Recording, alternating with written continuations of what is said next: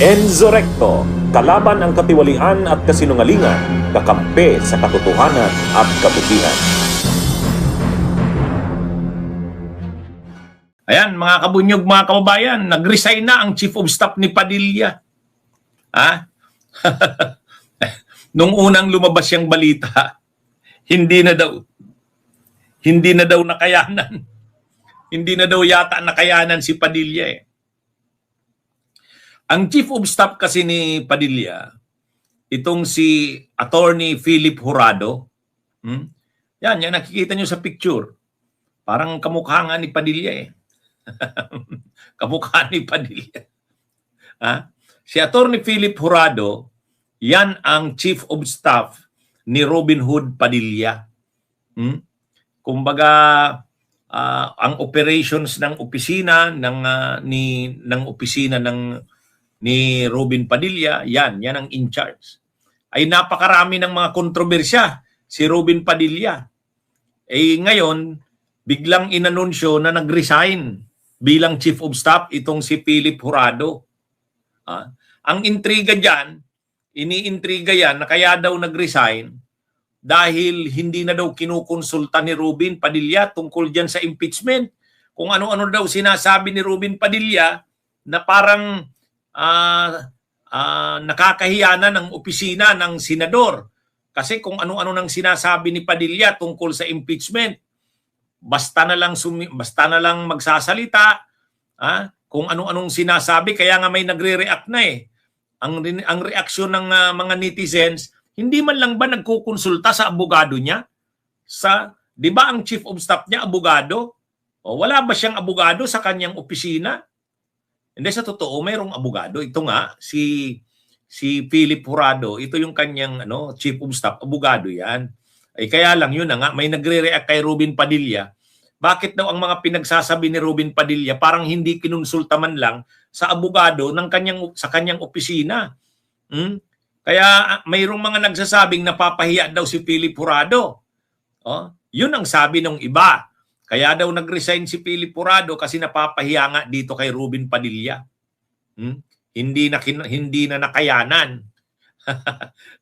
May kumalat pa nga dyan na resignation letter, tapos permado ni Philip Jurado, iisa lang na word, bahala ka na dyan.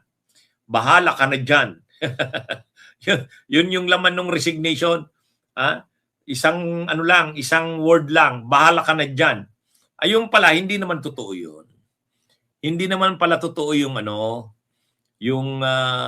yung resignation na yun na ang sulat, bahala ka na dyan. Nung bandang huli, naglabas ng paglilinaw itong si Attorney Philip Jurado, ang Chief of Staff ni Robin Padilla.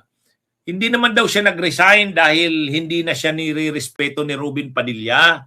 Hindi naman daw siya nag-resign dahil sa mga kapalpakan ni Robin Padilla. Fake news daw yun. Ang totoo daw, kaya siya nag-resign, health reason. Health reason. Matagal na daw siyang may sakit na kaya gusto niya na rin daw pukusan yung kalusugan, kaya nag-resign siya. Yun ang sabi ni Attorney Philip Jurado. Kaya lang sa totoo lang kasi pag may mga nagre-resign, kadalasan ang ginagamit na rason kalusugan, di ba? Hindi mo na tuloy alam kung papaniwalaan mo. Lagi na lang kasi ang nagiging dahilan pag nagre-resign sa posisyon. Ang reason, health. Health reason. Di ba? Kahit yung secretary ng Department of Health, si Herbosa, nung nag-resign, ang reason niya, health secretary siya, nag-resign. Ang reason niya, health reason. Kaya mabintay ang health reason eh. Yan yung sinabi ni Attorney Philip Jurado. Health reason daw ang dahilan bakit siya nag-resign. Pero siyempre sa mga netizens, hindi pa rin maiwasang magsabi na hindi, ang dahilan niyan hindi na masisikmura yata ng Chief of Staff ni Padilla. Kasi maraming kapalpakan si Robin Padilla. Ay siyempre sa kanya nagre-reflect yun. Bilang Chief of Staff, sa kanya magre-reflect yun. Kumbaga, si Robin Padilla, paano niya ginaguide? Kasi maraming kapalpakan kung ano-ano ng mga ginagawa, kung ano-ano ng pinagsasabi. So bilang Chief of Staff, anong ginagawa niya? Paano niya ginaguide si Robin Padilla? Kasi nga, kung ano-ano na lang sinasabi, parang hindi pinag-aaralan. O kaya nga may nagre-react, hindi man lang ba ina-advisean si Robin Padilla ng kanyang abogado na staff o kaya Chief of Staff? O, di siyempre, sino ang Chief of Staff? Ito nga, si Philip Jurado. Si Philip Jurado, ganyan pa naman ang forma niya, no? Nakita niyo dyan. Ganyan ang forma niyan eh. So, kumpirmado na nag-resign na. Hindi na si Philip Jurado ang Chief of Staff ni Robin Padilla. Kumpirmado yan. Ang pinagkaanoan lang, dininay ni Attorney Philip Jurado na ang dahilan ng pag-resign niya ay dahil na napapahiya na siya sa mga ginagawa ni Padilla. Hindi naman daw yun. Hindi naman daw yun, mga kabunyog, mga kabayan. Kaya sabi ni Attorney Philip Jurado, kalusugan, health reason daw ang dahilan. Kaya lang, maraming ang nagdududa. Hindi. Lagi na lang naman health reason ang dahilan ng mga pagre-resign na yan. hindi mo na mahirap ng paniwalaan. Yun ang pero ang sabi ni Attorney Philip Jurado, yun talaga daw ang dahilan. Yung naunang kumalat na resignation letter niya na ang nakasulat, bahala ka na dyan. Parang bahala na si Robin Padilla sa sarili niya. Hindi naman daw totoo yun. Hindi naman daw totoo yun.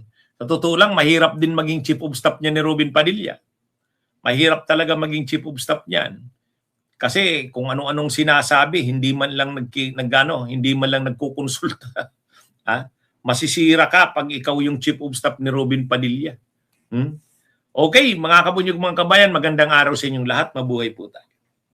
Bunyog, halikan na kasama ka.